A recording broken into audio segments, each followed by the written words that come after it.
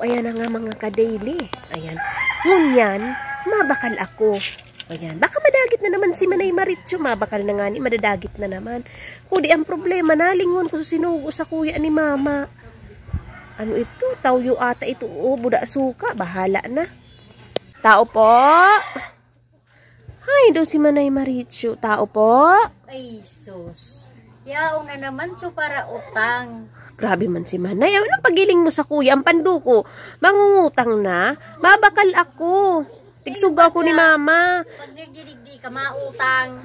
Mabakal ako kang huya na anong tawyo. Saro lang. Saro ni bayad ako.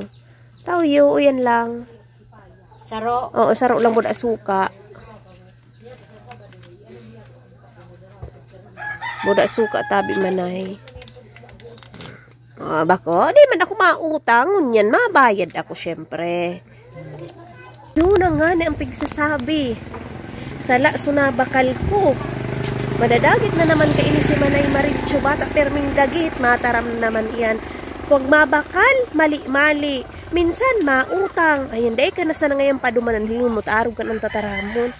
Sus, pasensya na ta. Naling-malingawon talaga ako. Madadagit na naman ito si Manay Maritcho. Pero ko di, pabayain na. Mabiltada ako ta. Mali iso na bakal ko. Manay! O, ano na naman? Mali palan so ano. Pasensya na. Mali palan so pagdangog ko.